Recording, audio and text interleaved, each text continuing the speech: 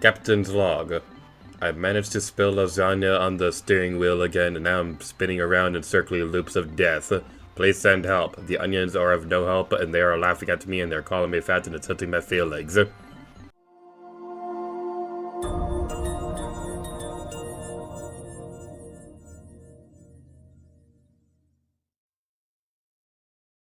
The Forest Navel. Remember when I said earlier that I called the Forest of Hope the Forest of Soap in my original Let's Play? Yeah, I spent forever trying to figure out a funny nickname I could give the Forest Navel, and I could never figure it out. Hello, here to you, and welcome back to Let's Play Pikmin 1. In today's video, we're going through the Forest Navel, and we're not quite going to finish it off today, but we're going to make some decent progress with that. So, without nice. Without further ado, let's go. Eevee and Pikachu. It's kind of funny that I mentioned that, because like right before this, I was playing through Pokemon Fire Red, and it's really amusing because, like, I've never finished a mainline Pokemon game before, and I've played through so many of the mainline games, but I've never finished one, and hopefully someday I'll be able to do that at some point. I mean, we do have Emerald Ghoster on the Collab channel, and the last recording session James and I did, we made some was there really no nectar in there? That was a ripoff. The last recording session James and I did, I think all we have to do left in terms of recording Pokemon Emerald Coaster is the Elite Four and like the endgame stuff. So I don't know how long exactly that's going to take, but we'll likely be able to finish it in like one more trip if we just marathon the game, and that's going to be really exciting. But anyway, enough about other collab channel stuff, because this is not the collab channel, this is the solo channel. For solo, like Han Solo. Why is there a blue Pikmin? Oh, you're buried. We will name you Charlie. Come along, Charlie. How are you doing today, Charlie?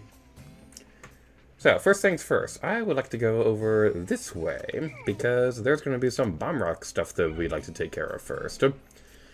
This is what I was saying earlier when I was talking about how I feel like the Forest Navel is probably one of the more irritating ones to navigate on the first playthrough, because there's so many bombable walls in this place, like more so than any other region in the game. And yeah, the Distant Spring has some bombable walls too, but none of them really feel like they're like fully impeding your progress as much as the Forest Navel does. So it gets really irritating trying to get through this area the first time, because, like, where are those freaking bomb rocks? Why are they all the way over here? But eventually, if you have skills like me, then you shall be fine eventually. Don't worry about the future, it's alright. Seablade X also has, like, a Switch 2 edition that came out not too long ago. It is the weirdest name for, like, okay, Switch 2 editions in general, my big problem with them is that they have the dumbest names ever. So, they feel the need to clarify the Switch 2 edition in the name, and it's like, okay, you don't have to baby it every single time. So, you end up with titles like Super Mario Bros. Wonder Nintendo Switch 2 edition plus Bell Park or whatever. And Xenoblade Chronicles X, okay, Mario Bros. Wonder Switch 2 edition has the dumbest name Nintendo's ever made. Xenoblade Chronicles X on Switch 2, also has a very dumb name too, and it's very close. Because, yeah, Xenoblade Chronicles X, Definitive Edition, Nintendo Switch 2 Edition. You say edition twice in the same game's name. It's like, what the heck is wrong with you people? Okay, now let's focus on getting this bomb rock. There's gonna be another one off closer towards the base, but would you, please, for the love of everybody who eats pie, just blow up the damn wall? Thank you! Goodness gracious on a cracker! Okay, this guy. This is the Puffstool. Probably my favorite boss in Pikmin. Or at least one of them. And it's a very easy one. Like, I could probably, like, one-cycle this guy without even being able to show its, like, super awesome ability. But this guy has, like, a super underrated ability that I really wish they used more in the other Pikmin games. But they don't. So, let's showcase what it does. Those purple Pikmin with the mushroom on its head that we briefly saw a moment ago. Okay, note for editing, Gator. I have a clip on screen of what this guy is actually supposed to do, but yeah, we'll talk about that more in a second. I found the Omega Stabilizer. I absolutely must have this piece if my battered ship is ever to fly straight again. It has steered me through countless deep space storms. That, and it looks rather cool. I'd like to showcase a clip real quick That was great grammar right there. I'd like to showcase a clip on screen of what happened during this area when I was practicing for this. So, it was really cool. I only had yellow Pikmin in this area because I didn't remember that there were fire hazards over here. And they navigated the fire geysers and the Wally Hop up here without dying, and it was like all kinds of awesome. You shouldn't have to worry too much about the Wally Hop. Like, it is going to be a bit of a threat, but as long as they go at a steady pace, they should be okay. You might want to watch out though, because sometimes they can get stuck on the geyser. That has happened to me a couple times in the past, but as long as you're okay and safe and not being a dummy, then you should in theory be okay. You know what, Wally Hop? You know what? We've had some problems in the past, and I did murder your brothers, but I'm just gonna leave you be. You know? Like, what? What? Huh? Where did you come from? Why were you on fire? You weren't supposed to be on fire. I'm not firing you yet. If you weren't dead, though, I would be firing you. Then, at his funeral, they fired him. So now, what day is it? Tuesday. Tuesday night!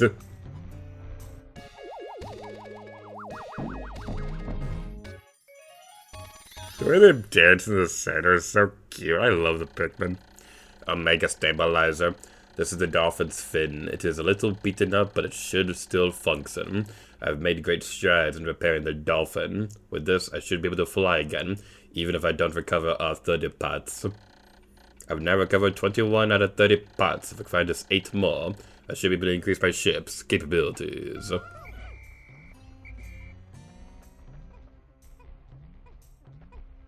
So going back to the Puffstool for a moment, the mushroom Pikmin is what's officially referred to as when they turn all purple and have the mushrooms on their head.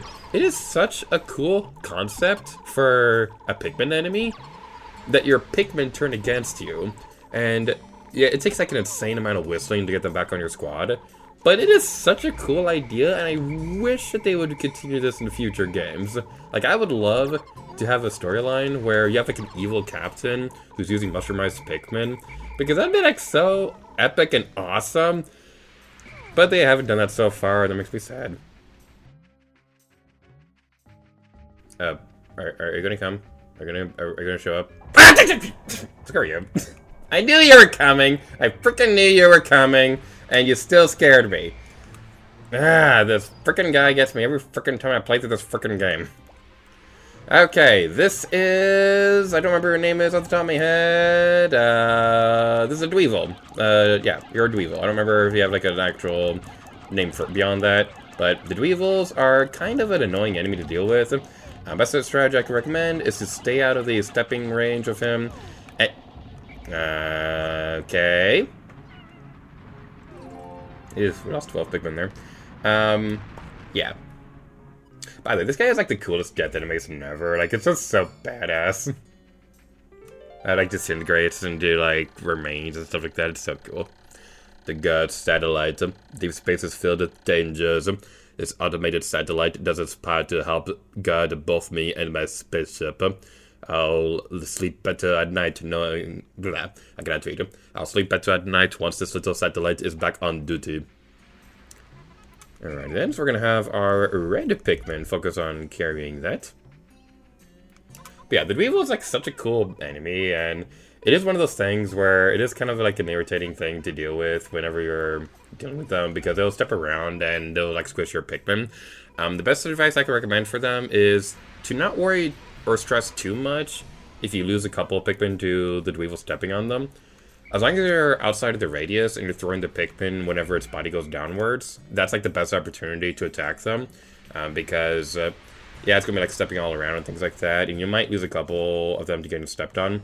But for the most part, you should be okay in theory.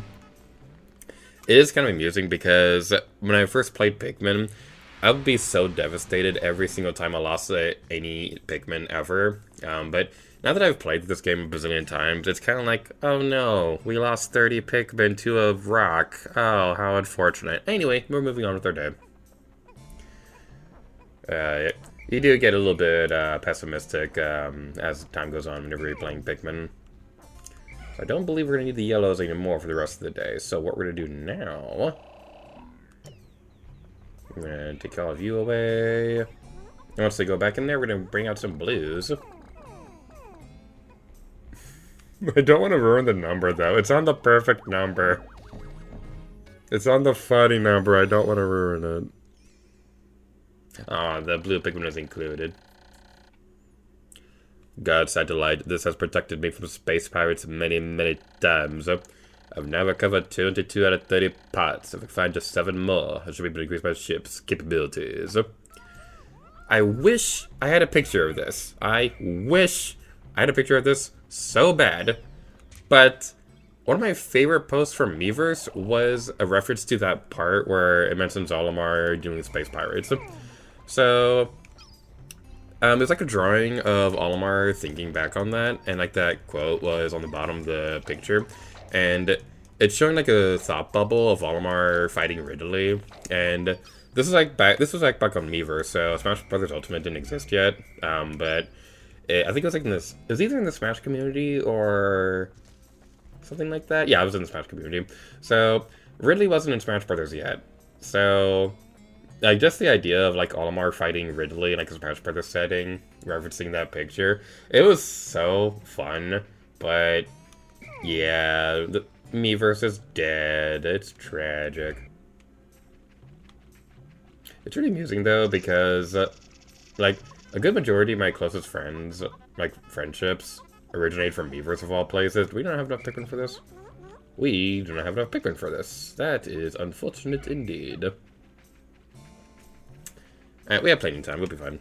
A lot of my, like, closest friendships, like Pengarman or the Doggerotas, like, we met on Miiverse, and it's just, well, it is tragic that Miiverse is gone, like, the memories, like, it's something that I'm always going to be cherishing the rest of my life, like, that drawing of, Olimar and Ridley, like, seeing all the cool artwork in the Zelda community and things like that, and it was just so cool.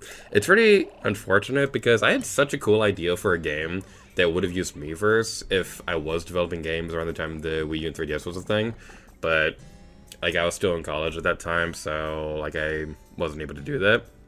I think I started college in 2016, so, like, literally the last year the Wii U was a thing. So, yeah, I wasn't ever unfortunate. I wasn't ever, like, fortunate enough to, like, fall through this game I did. Basically, the idea was that you would have, like, a warrior army, and you would gather, like, warriors to help you fight this monster by gathering likes on Miiverse. So, you would, like, explore this cute little kingdom, and the more, like, you would send out posts, like, you'd write posts on Miiverse that would tell people, hey, I need help fighting this monster, do you want to be recruited in my army? And then every Mii that likes the post would be added to your army. And please tell me there's enough over here. Please tell me there's enough over here. Please tell me there's enough. Okay. We're still short on Pikmin. Yeah, whatever.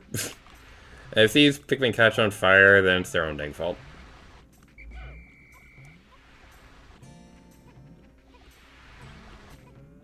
How did that blue knight catch fire? I'm not judging, I'm not complaining, but I'm more curious than anything.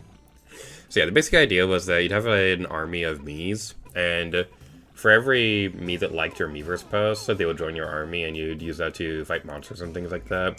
So, yeah, I was really proud of that idea, but it was very unfortunate that I was never able to, like, fall through with it or anything like that. Now, am I crazy? Or does it seem like it'd be a lot faster to go this way? Like, okay, talking about the Pikmin AI for a moment, basically how they carry the ship parts, like how they know where to go for that. They're not on a determined path or anything like that. The Pikmin AI will calculate the closest distance from their current point to the ship, and we'll see if there's like any... What in the world happened over there? What happened over there? They all just, like, stopped carrying it for what? Okay. But yeah, the Pikmin will look at what hazards, or look at what obstacles are ahead of them to see what would be the fastest route to carry the ship part. So in this case, this wall is taken down, so they're going around this way. The unfortunate thing is in the first couple games, it doesn't take into account enemies. So, like, it doesn't take into account if there's like a fiery blowhogs or wally hops or anything like that. So that's the unfortunate thing. Anti-dioxin filter. The laws of deep space require all ships to eliminate all pollutants. I've now recovered 23 out of 30 parts. If I find just 6 more, that should be able to increase my ship's capabilities. Almost sundown here. Yep. We are missing 2 on the water.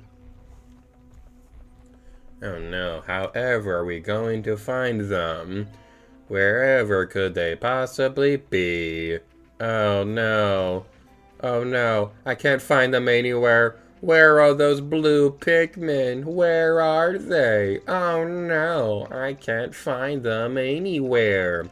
So, I really wish this was a treasure in a future game. Like, I feel like I might be misremembering, but was this a treasure in a future game? Like, just this giant-ass water bottle? Hello, this is post-commentary because I want to talk about this bottle a little bit more, because I didn't know about this until I was researching when I was editing this video, but this bottle is a real thing.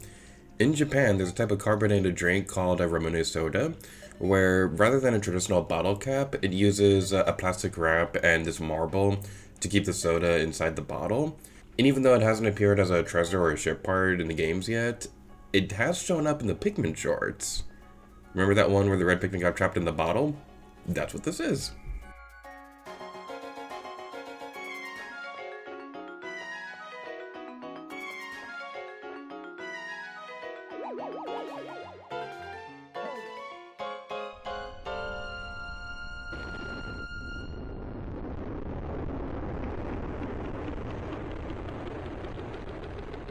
No, don't leave! Take me with you!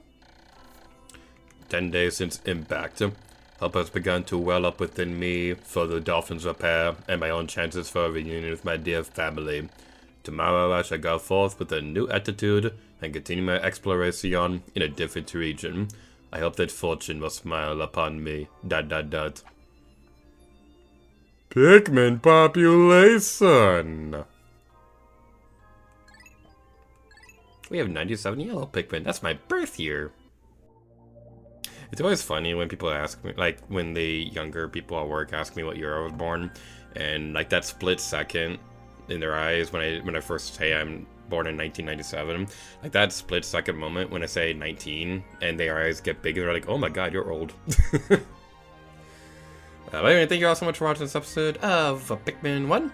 Tomorrow, we're going to be finishing off the Forest Naval. Until next time, later to you. Oh yeah.